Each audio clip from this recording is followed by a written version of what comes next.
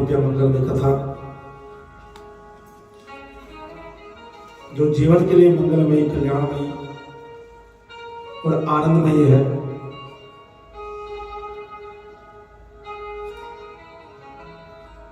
जिसको हम विगत दिवसों से सुनते आ रहे हैं। और अब कथा उत्तरार्थ की ओर है।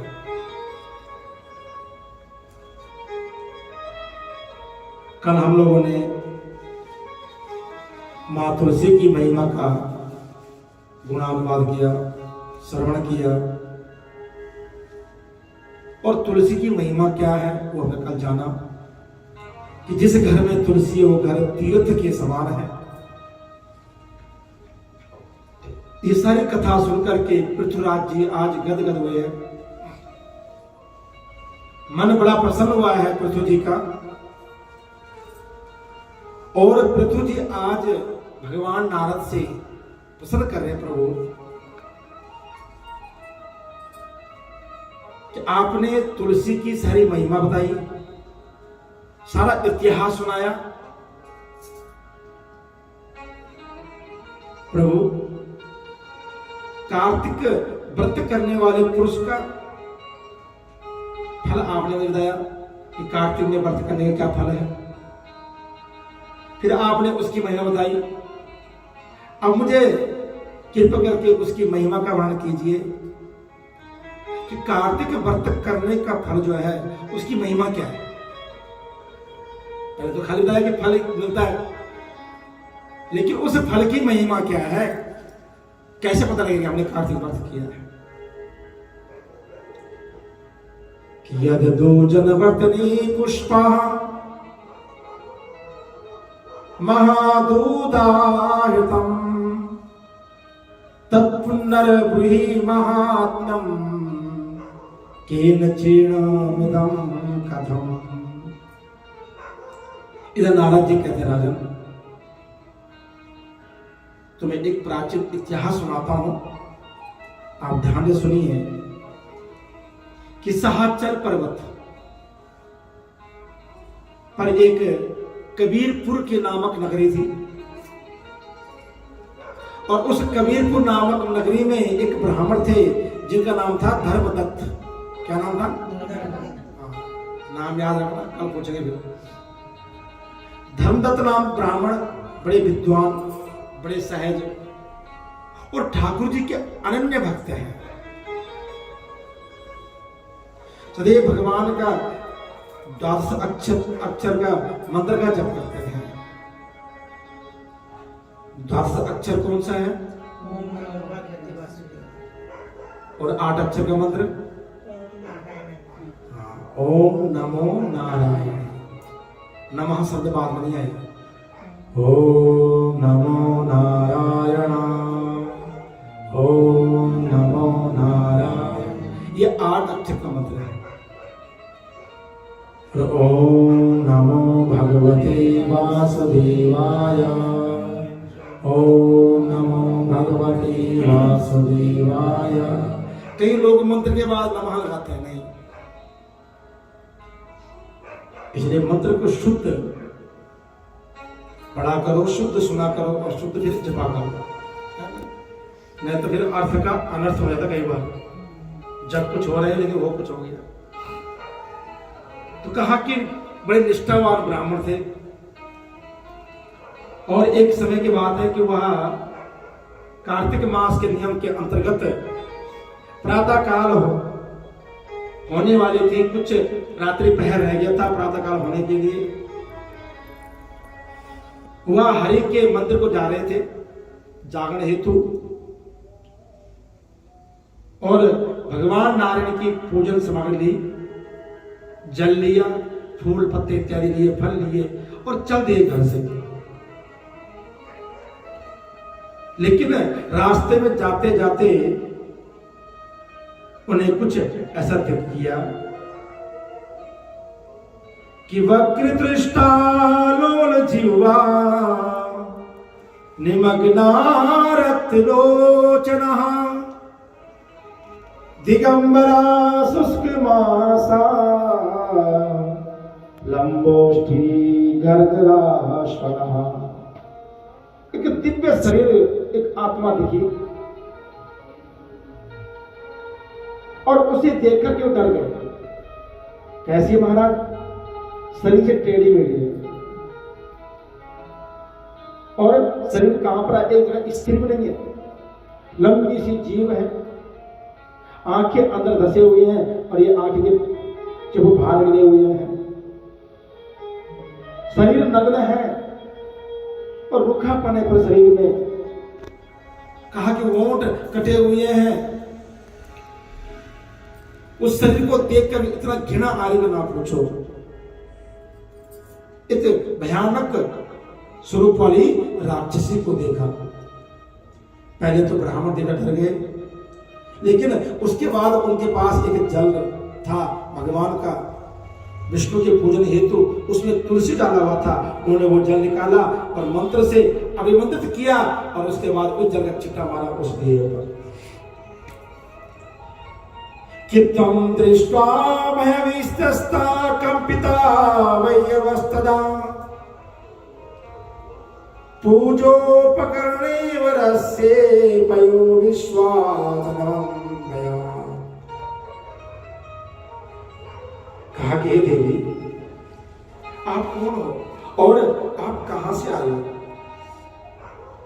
आपका नाम क्या है?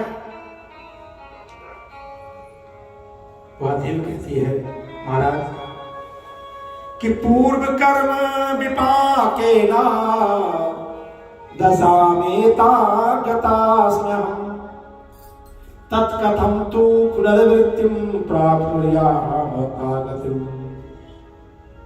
हे महाराज, बड़ी कृपा की आपने आज इस जल का छिट्टा देकर के मुझे धन्य कर दिया है। मेरी इस हीन वाली देह को त्याग करके मैंने आज दिव्य देह प्राप्त किया। प्रभु, मुझे बोलने की हिम्मत मिली है। प्रभु, आप इस कृपा से मैं उत्तम गति को प्राप्त हो जाऊंगी। और नारद जी कहते, राजन, इस देवी ने आज ब्राह्मण देवता को प्रणाम किया और अपने मुक्ति की प्रार्थना की। ब्राह्मण देवता कहते हैं, देवी, केन कर्मे विपाकेनं त्वं तस्मै ऋषि गता कृतस्याचायिका किं शीला तत्सर्व कथयस्व मे। देवी, तुम्हें किस कर्म के वजह से शरीर मिला? मैं ध्यान सुनना, ये अध्याय बड़ा हम सभी से संबंधित है। ये तुम्हें ये शरीर ऐसा क्यों हुआ? तुम्हारा क्या कारण था? क्या तुमने ऐसा कर्म किया तुम्हें इतना घृणित वाला शरीर मिला है? वहां देवी कहती, प्रभु कि सौराष्ट्र नगरे ब्रह्मन् भिक्षु नामा भवद्विजा तस्याहं गृह्णे पूर्वा कलाख्यो नितिष्ठुरा। हे ब्राह्मण देवता, मैं सौराष्ट्र देश के रहने वाली हूं। सौराष्ट्र देश में एक भिक्षु नामक ब्राह्मण थे और मैं उनकी पत्नी थी। किस नाम ब्राह्मण? हाँ, किससे बात कर रही है? धर्मदत्त ब्राह्मण से। मैं उनकी पत्नी थी, मुझसे बड़ा प्रेम करते थे, बड़े निष्ठा थी मेरे में, लेकिन महाराज मैं ही निष्ठुर हो गई थी।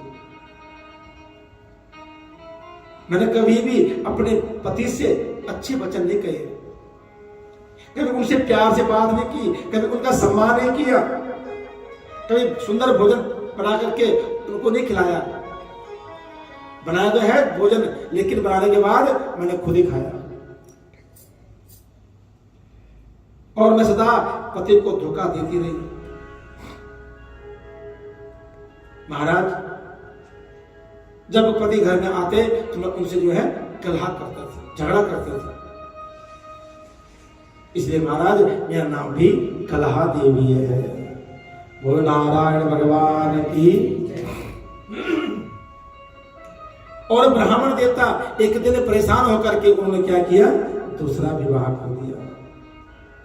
कि कला प्रियता नित्या भयोद्विग्न मना यदा परिणेतु तदा न्यायं तो पतिश्चेकं मतिं मम। महाराज मुझे कला प्रिय था, इसलिए मैं रोज मुझे किसी न किसी बहाने से झगड़े करती है ना। कुछ वो होता है ना देवियां कि जब तक पति से झगड़ा ना होता तो मुझे खाना हजम नहीं होता है। सही बात है कि नहीं? ये झगड़ा करना चाहिए नहीं करना चाहिए, बता दो।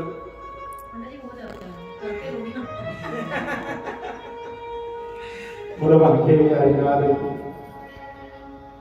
लेकिन इसका बहुत बड़ा दोष है ना। घर के काम काज में विचार विमर्श करना वो अलग चीज है, लेकिन दुष्ट भाव रखना है ना, वो चीज ठीक नहीं है।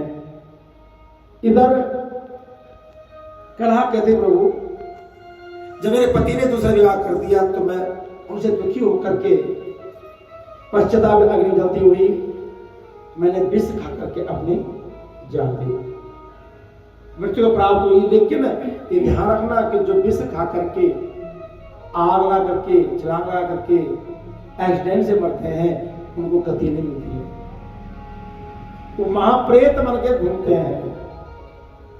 महाराज मैं उसके बाद जब यम यात्रा में गई तो यमराज बोले, ये चित्रगुप्त इसने कौन से कर्म किए जरा देखो कि अनया किंकितम कर्मम चित्रगुप्त विलोकयः। चित्रगुप्त जी इसके सारे कर्म देखो, इसने कौन से अच्छे कर्म किए हैं और कौन से बुरे कर्म किए हैं।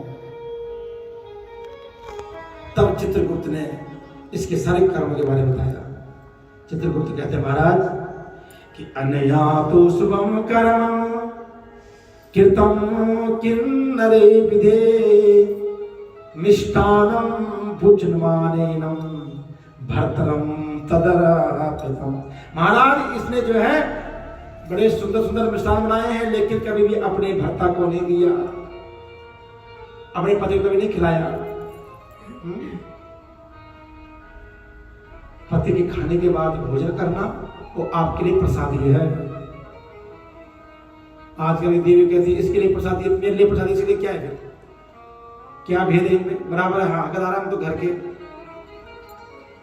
लेकिन शास्त्र में प्रमाण है कि भैया आपका पति आपका भगवान माना गया, और पत्नी ने अपने आप को पहले दिन कि मैं आपके दासी बन के रहूंगी। जब 7 वचन होते हैं तो वहां पर लड़की साहब कहती है कि आपको आजीवन मेरे पालन करना होगा, मैं आपके घर में आपकी दासी बन के रहूंगी। ये चेंज करो। लेकिन अब तो दासी का मालकिन बन गए थे बेचारे, घर पर दासी दास होने रहता। हाँ देवी जी क्या लाऊं आज,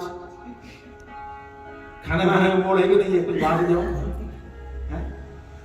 नहीं। इसका फल बड़ा खतरनाक है। इसलिए कोशिश करें जितना हो सके अपने घर की सुख शांति कुछ चीज बनाएं तो पति की खुशी को रख करके बनाए आगे। अगर वो खुश है उसने पा लिया तो उसके बाद आप पा लीजिए तो उसका आनंद कुछ अलग है। कहा महाराज चित्रगुप्त जी ने मुझे कुछ अच्छे कर्म नहीं देखे। कहा महाराज इसने जो है स्वयं मीठा भोजन बनाया और खुद खाती थी, कई भ्राता को नहीं देती थी, अपने पति को नहीं देती थी। इससे महाराज यहाँ फाल्गुनी नाम की पक्षी बनेगी और जो क्या करेगी अपनी विष्ठा को खुद वापस खाएगी। एक पक्षी होती है फाल्गुनी नाम की, वो पहले खुद विष्ठा कर त्यागती है और फिर उसे खाती है जब भूख लगती है उसको। इसलिए कभी भी अपना झूठा पति को नहीं देना कभी भूल से। हाँ, पति खा ले उस थाली में आप खा लो, कोई दिक्कत नहीं है, ठीक है ना। लेकिन अगर आपने पहले खा लिया और उसे आप पति को खिला दिया खाना, कोई नहीं मैंने तो खाया इसमें, तुझे खा लो, कोई ध्यान रखना। अगले जन्म में हमें यही योनि में जाना पड़ेगा। और कहा महाराज इसने अपने भर्ता से सदैव द्वेष किया है, कलह किया, झगड़ा किया है, इसलिए यहाँ सदैव विष्ठा खाने वाली क्या बनेगी? सावनी। पावनी क्या होता है? फाल्गुनी। हाँ, फाल्गुनी पक्षी होती है। 3 योनि श्राद्ध दिए इसको, पहले बनाएगी फल्गुनी बने, खुद विष्ठा करे, खुद खाएगी उसको। दूसरी योनि में कि कलह करने वाली के दंड है ये, जो मिष्टान बनाया और खुद खाया, उसका श्राद्ध ये था। लेकिन अभी कहा कि रोज कलह करती थी अपने पति से, झगड़ा करती थी, उसके लिए क्या है, सुअर योनि में जाएगी और सुअर योनि में ये खुद लोगों की विष्ठा खाएगी। देखो सुअर काम मुंह मारता है, इसलिए सुअर ने बनना है भैया तो क्या करना पड़ेगा, उठ करके रोज प्रणाम करना पड़ेगा। पतिदेव जी प्रणाम, कैसे हैं, आज किधर यात्रा चलेगी आपकी, नाश्ता कितने लोगे? अरे कभी बोल के देखो, हंस के कभी, फिर देखो आनंद कैसे आता घर में है। हम लोग बाहर लोगों से हंस के तो बात कर लेते, लेकिन अपने घर में ऐसे रहते थे क्या आज महाभारत हुई रात को है।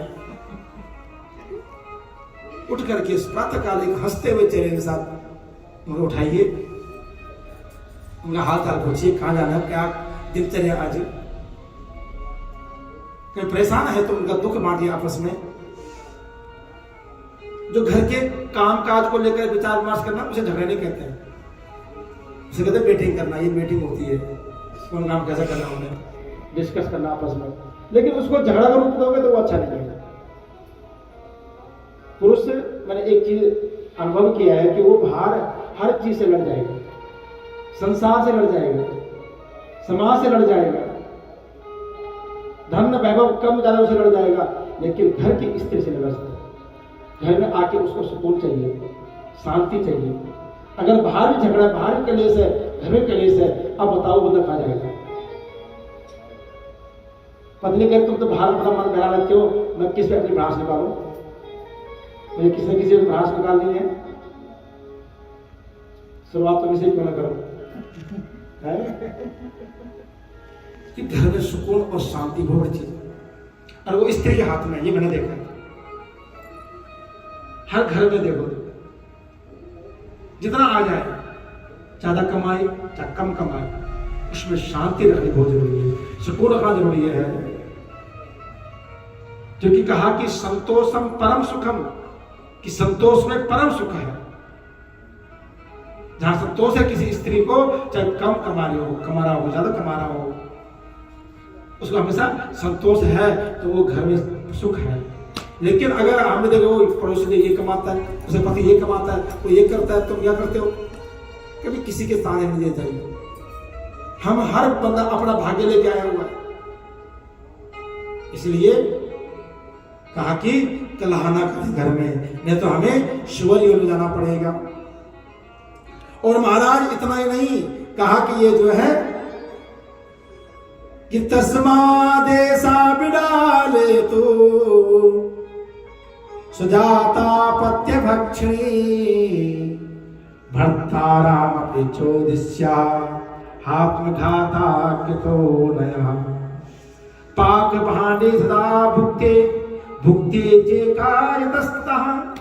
पाक भांड कहते हैं पकाने वाले बर्तन को, इसलिए भोजन पकता हो। महाराज ये जिस पात्र में भोजन बनाती है उसी पात्र में खाती है। कई लोग आदत होते हैं ना, लास्ट में कढ़ाई चाट दी, चल, होता ही नहीं होता है, स्वाभाविक है। सबको खाना बांट दिया और लास्ट में थोड़ा बच गया तो कढ़ाई चाट दी, पतीली चाट दी, मलाई वाले कहते चार में रोटी लाई, चाल हो गया। जिसे एक बात बताऊं, भागवत में भी इसका वर्णन आया है कि जिस पात्र में भोजन बनता हो, चाहे कितना कुछ बचा उसको, रोटी से साफ कर लो कोई बात नहीं, लेकिन उंगली से जूठा नहीं करना उसको। जिस दिन आपने उसमें खाना शुरू कर दिया, उस दिन उस बर्तन का स्वाद ही खत्म हो जाए, पक्की बात है। पर यहां तो चित्रगुप्त ने श्राप दे दिया इसको कि महाराज ये जिस पात्र भोजन पकाती है उसी कढ़ाई को ये चाटती रहती है, उसी में खाती है। इसलिए महाराज इसको वरदान देते हैं, ये जो है बिल्ली योनि में जाएगी और ये अपने बच्चों पैदा करेगी और खुद उस बच्चों को खुद खाएगी। बिल्ली को भी अलग जातियां होती है, 4-5 जातियां बिल्लियों की। एक बिल्ली जाति ऐसी है जो बच्चे पैदा करती रहेगी, खुद उसको खा जाती है, तो उसको भूख लगती है। इसलिए महाराज इसने क्रोध में आकर के आत्महत्या कर ली है। ये अति निंदनीय कार्य किया इसने। वहां क्या है, राक्षस योनि में जाएगी, पिशाच योनि में जाएगी। और इसे प्रेत शरीर पा करके कल्प पर्यंत, देखो कल्प पर्यंत जो है ये भटकती रहेगी, 3 योनियों का भोग करेगी इस राक्षस योनि के साथ। एक योनि बिल्ली बना दी, एक योनि में सुर बना दिया, तो एक योनि में फल्गुनी नाम की, आपकी फल्गुनी, हाँ फल्गुनी नाम की पक्षी बनेगी। ये तो याद रखना भैया, तो खुद पहले खा करके पति को बाद में खिलाओगे तो फल्गुनी पक्षी बनना पड़ेगा। घर में रोज कलह करोगे, झगड़ा करोगे, पति के साथ कई बार हाथ पाई ना करना, कभी भूल से, तो हमें सूर्य योनि में जाना पड़ेगा। ठीक है, पति के लिए भी दोष है, ऐसा नहीं है कि पत्नी के लिए केवल दंड है। हाँ, ये दोष पति को लगेगा, क्योंकि पति पत्नी जीवन दोनों का एक दूसरे के समर्पण के लिए, एक दूसरे के सम्मान के लिए बना हुआ है ना। पत्नी भले अपने आप को दासी माने, लेकिन दासी थोड़ी नहीं हो। हमारा आधा अंग है, आधा अंग पूजने वाला, आधा अंग दासी, ये तो हो सकता है। इसलिए दोनों को चाहिए कि घर में प्रेम से रहें, कोशिश हो कि कलह हुई ना। कलह जो है ना बहुत खराब चीज है, अच्छे अच्छे घर टूट जाते हैं कलह करके, झगड़ा करके। अब झगड़ा होता है किस बातों से, छोटी छोटी बातों पे, ये तूने ये नहीं किया, तूने ये नहीं किया, तो झगड़े बड़े झगड़े तो नहीं होते। कोई प्रॉपर्टी का हो तो माने, कोई लेन देन का हो तो माने, है ले तूने ऐसा बोल दिया। अब तो आजकल तो पत्नी को भी हम बड़े सम्मान के साथ बोलते हैं, आप कहाँ जा रहे हो। लड़की तो नाम ले रही है पति का, लेकिन बता रहा हूं कि आपसे कह रहा है, आप किधर जा रहे हो। किसी ने बहुत बड़े सवाल किया है कि महाराज जी, हम अपने रिश्तेदारों, पापा को, मम्मी को, सबको हम आप कहकर पुकारते हैं, लेकिन हम ठाकुर जी को तू कहकर पुकारते हैं। क्यों पुकारते हैं? क्योंकि परमात्मा हमारी आत्मा में बसता है। सुन लीजिए, ध्यान से इस बात पर, परमात्मा हमारी आत्मा में बसता है और अपनी आत्मा को हम आप कहकर संबोधन कर सकते हैं। वो हमारी आत्मा है और उसको हम तू कहकर पुकार देते हैं। तो कहां जा रही है, कैसे है? तो जो पत्नी है, सुन लीजिए, कहा कि वो पति की आत्मा है, शरीर भले दो हो लेकिन उनकी आत्मा एक होती दोनों की। इसलिए पति को अधिकार है उसे तू बोलने का, लेकिन पत्नी ने पहले दिन कह दिया कि आप मेरे भगवान हो और मैं आपकी दासी के रूप में, तो वो इसलिए उनको जो है आप संबोधन करती है हमेशा। लेकिन आजकल लड़के तो आपस में नॉर्मल हो गया, तो तो रे भी सब चलता है, दोनों में आप ही चल रहा है। और नाम तो ऐसे लेते जैसे भाई कॉमन नाम होगा वैसे, पति का नाम लेना हमारे शास्त्र मर्यादा में मना किया था। पहले तो कोई आ जाए घर में, हाँ जी आप किसकी पत्नी है, तो कोई अगर वगैरह बताइए, तो बता मैं किसकी पत्नी हूँ। वो कहता मुझे क्या पता, पत्नी किसी की होगी। तो ससुर का नाम नहीं लेते थे, मामा ससुर का नाम लेते थे, जेठ का नाम नहीं लेते थे। अब तो ये चीजें राधे राधे हो चुकी है। तो 3 योनि में राक्षस बनने का श्राप दे दिया। कलह कहती महाराज कि सायं 5 शताब्दानि प्रेत देहे स्थिता किला त्रिंगभ्या पीड़िता नित्यं दुखिता ये स्वनेन कर्मणा। हे महाराज, 500 वर्ष से मैं प्रेत योनि में भटक रही हूं। कितने वर्ष से? 500 वर्ष। और ऐसा नहीं, भूख प्यास से, क्षुधा और पिपासा। क्षुधा कहते हैं भूख को, पिपासा कहते हैं प्यासे को। अपने कर्म से लड़ रही हूं और भूख प्यास से पीड़ित में एक वैश्य के शरीर में प्रवेश किया और दक्षिण दिशा में कृष्ण और बेड़ा नदी पड़ती है, वहां कृष्णा और बेड़ा नदी, उसके पास गया, संगम पे आया। जैसे मैं वहां पहुंची तो वहां भगवान शिव और विष्णु के गणों ने मुझे वहां से भगा। क्योंकि जो प्रेत योनि होती है ना, वो वायु रूप होती है, तो एक शरीर को ढूंढती है, जिसको हम कहते हैं ऊपरी हवा। उपड़ी हो गए अलग थोड़ी, ये तो है। हम तुम लोग सब मर के बाद कोई किसी मूर्ति बन जाती है, कोई महाप्रेत में चला गया, प्रेत बन गया तो उसको शरीर चाहिए फिर खाने पीने के लिए। जैसे भागवत सुना हुआ आपने, धुंधकारी हुआ था, ठीक है ना। कह रही थी मैं वैसे के शरीर में घुस गई थी, लेकिन जैसे मैं तीर से किनारे गया, नदी किनारे गई, तो वहां भगवान विष्णु और शिव के ग्रहों ने मुझे भगा दिया। क्योंकि प्रेत आत्माएं देवालय में नहीं आ पाएगी, जहां पर पवित्रता होगी वहां पर नहीं आ पाएगी, नदी के संगम पर नहीं आएगी। ध्यान रखना, वो ऐसी जगह में जाएगी तो शमशान घाट हो गया, कहीं गंदगी जगह है, खुले में घूमेगी, लेकिन धार्मिक स्तर पर कभी नहीं आ पाएगी। कहीं आग जल रही हो वहां पर नहीं आ पाएगी, है ना। तो कहा कि उनके तट पर भी मुझे स्थान नहीं मिला। हे ब्राह्मण देवता, मैं बहुत समय से क्षुधा से, प्यास से व्याकुल होकर के दर बदर भटक रही हूं, और आज जब आप मिले और आपने जब ये जल, तुलसी युक्त जल मेरे ऊपर इसका छिटा दिया, महाराज मेरे सारे पाप धुल गए। हे ब्राह्मण श्रेष्ठ,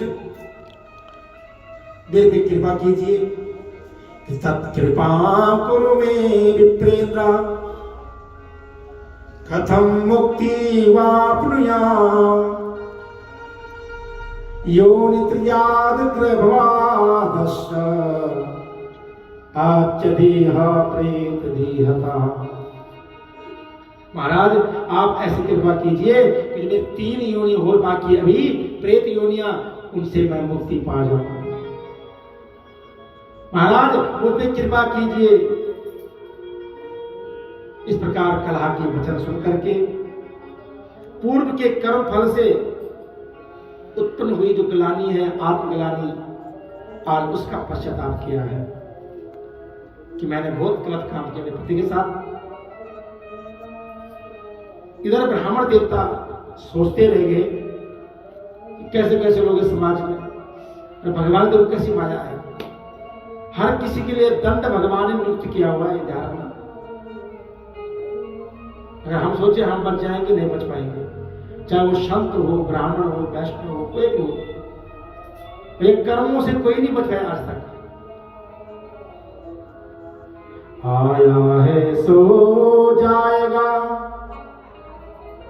राजा रंग फकीर, एक सिंहासन चल चढ़ा, एक बंद की गया जंजीर। कबीरा जब हम पैदा हुए, जग हंसे हम रोए, ऐसी करनी कर चले, हम हंसे जग रो। सब आते संसार में, इसका नाम है मृत्यु लोक। जो आएगा उसकी मृत्यु होनी निश्चित है, इसलिए रोना भी ज्यादा जरूरी नहीं है ना। लेकिन आने जाने के बीच में क्या है, हमारा कर्म है। एक भगवान के सानिध्य में रह करके सिंहासन बैठ करके बैकुंठ जाता है, एक यमराज के पासों से बंद करके यमलोक जाता है। वो हमें निश्चित करना है, हमें निर्णय लेना है कि हमें कहां जाना है। इसलिए सत्य कर्म की ओर अपने जीवन को अग्रसित जरूर करें, चाहे ज्यादा हो चाहे थोड़ा हो, लेकिन प्रति दिवस अपना नित्य कर्म, दान पुण्य हमेशा करते रहिए।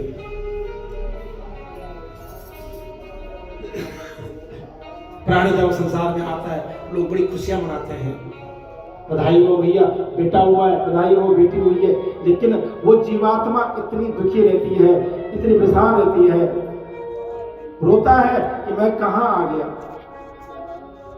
मैं कहां फंस गया, हे परमात्मा मुझे बचाइए। लेकिन ठाकुर जी कहते चिंता मत कर,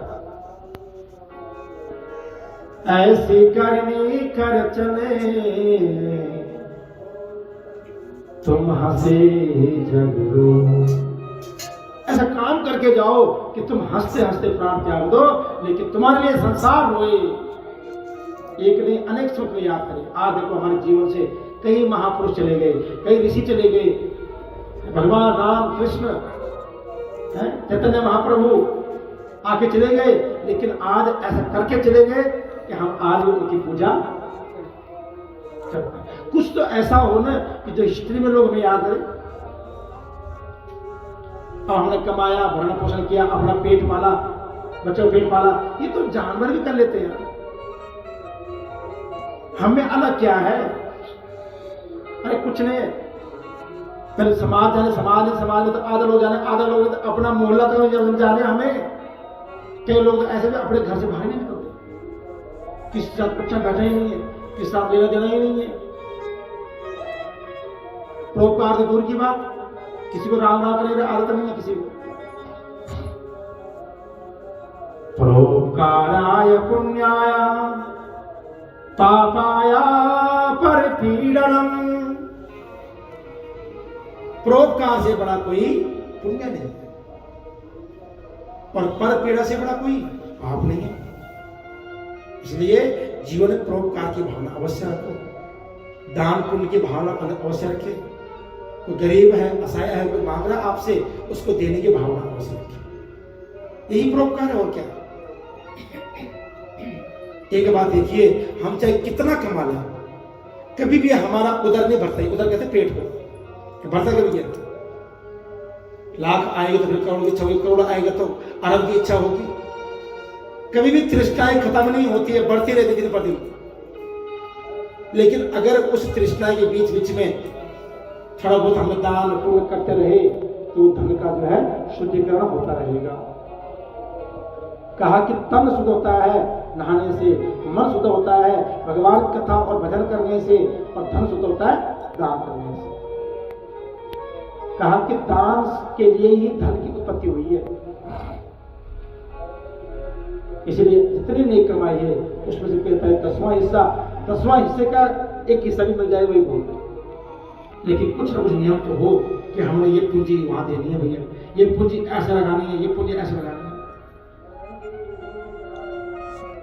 और घर में कलह झगड़ा इस चीज से हमें बच के रहिए। तो ये आज डेट में फोन के द्वारा जो है घर में लोग गुम हो गए हैं, कहीं ना कहीं कलह बढ़ गया है। छोटी बातों में घर टूट जाते हैं, पति पत्नी अलग होते हैं। आज से कुछ साल पहले तलाक नाम कोई चीज नहीं थी, लेकिन आज के देख दो, एक विवाह करने के लिए पिता अपनी पूंजी साथ लगा देता है, बड़ा भव्य रूप शादी होती है, दो तरफ से पंडित जी आते हैं, अलग अलग मंत्र पढ़ते हैं उनके विवाह के लिए। उसको तोड़ने के लिए एक छोटा सा पेपर लेकर के 2 साल के हो गया जी। भैया जो आपका रिश्ता बनाया है ना, वो ठाकुर जी ने बनाया है,